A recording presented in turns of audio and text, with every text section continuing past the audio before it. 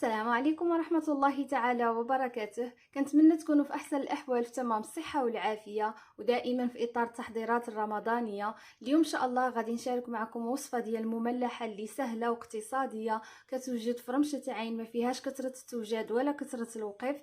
غادي نشارك معكم سيجار ديال الفرماج بالزعتر، كيجيو لذاذين بزاف. انا بعدا مفضلين عندي، ما يمكنش يجي رمضان وما نحضرهمش. نخليكم مع الفيديو باش تشوفوا طريقة التحضير مع المكونات.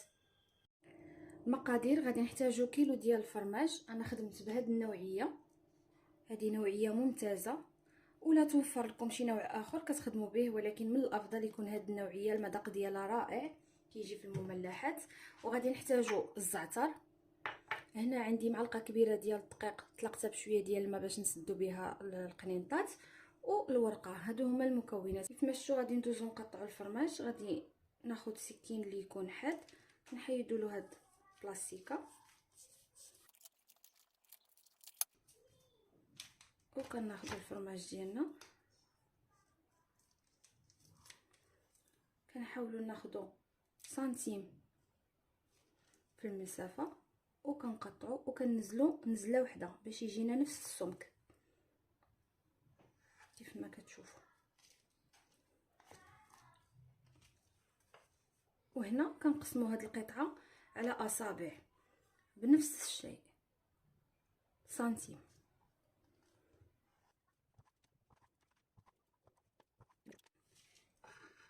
وكنوضعوا فيه القطع ديال الفرماج على هذا الشكل. نستمر نكمل التقطاع ديال الكميه ديال الفرماج اللي عندي ورجع معكم. كيف ما شفتوا معايا البنات، من بعد ما قطعت الفرماج دابا غادي ندير عليه الزعتر. كتاخذوا الزعتر وكتحكوه ما بين يديكم على هذا الشكل، وكندردروه على القطع ديال الجبن، حسن ما نبقاو نديرو كل وحده بوحديتها. هكا طريقه عمليه واسرع وما كتاخذش واحد الوقت طويل. غادي نقلبوا دابا القطع على الجانب الاخر،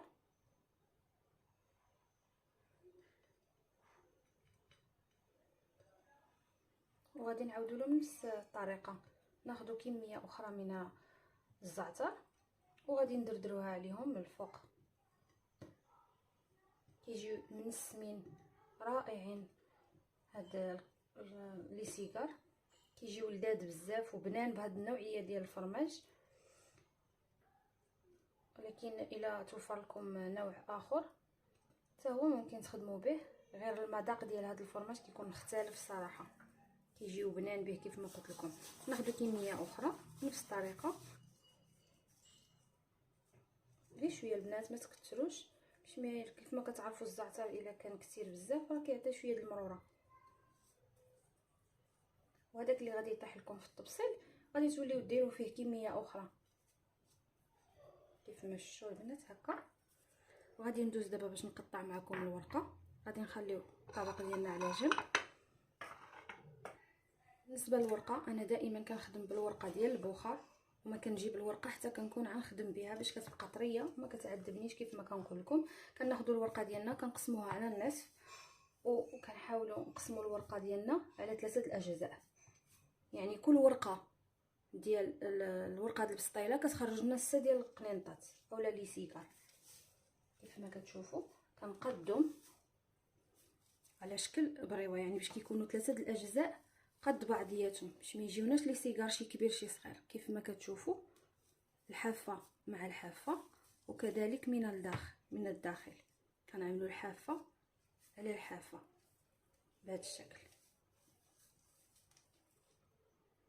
وكناخذ المقص كنحاول نضغط باش كنطراسي الخط اللي غادي نقطع فيه. كيف ما كتشوفوا ها هو الخط الاول. غادي نقطع الجزء الاول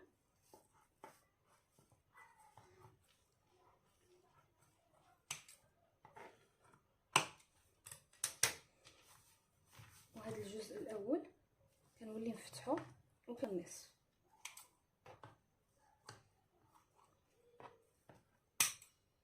على هذا الشكل.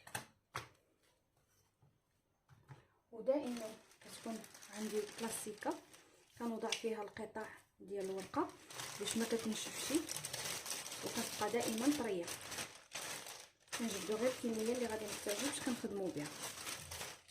وغادي ندوز نكمل الورقه كيف ما كتشوفوا النصف ديالها بنفس الطريقه. غادي نمشي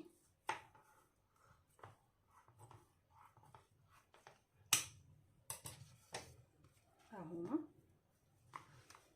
نحلهم من الوسط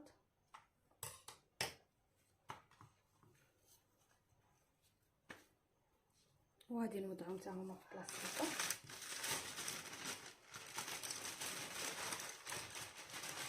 غادي نرجع لهذه وغادي نقطعها حتى هي في النصف. تقطعوا الورقه ديالكم هي الاولى وتقطعوا الفرماج وديروا له الزعتر وتوجدوا كلشي باش غتبداو تخدموا بدقه واحده. غادي نخلي الجزء اللي غادي نبدا به والباقي كله كما قلت لكم كنوضعوه في البلاستيكه باش كتبقى الورقه معايا طريه. علاش خلينا هنا ناخذ الجزء اللي غنبداو به. بسم الله. دائما البنات الورقه ديال المملحات كنديروا الجهه الملسه لتحت والجهه الحرشه هي اللي كتكون كنشوفوا فيها بهذه الطريقه. ناخذ حبه اخرى الملسه من التحت والحرشه هي اللي كنكونوا كنشوفوا بها. الحرشه كنقصد لي كيكونوا كيضربوا بها بالشيته. كناخذوا قطعه ديال الفرماج كنوضعوها في الجانب ديال الورقه على هذا الشكل. كنجمعوا عليها هاد القنيتات. طريقه سهله البنات وبسيطه. وكنجمعوا الورقه على داك القطعه ديال الجبن وكنمشيو نتاكدوا هاد الجوانب انهم مسدودين.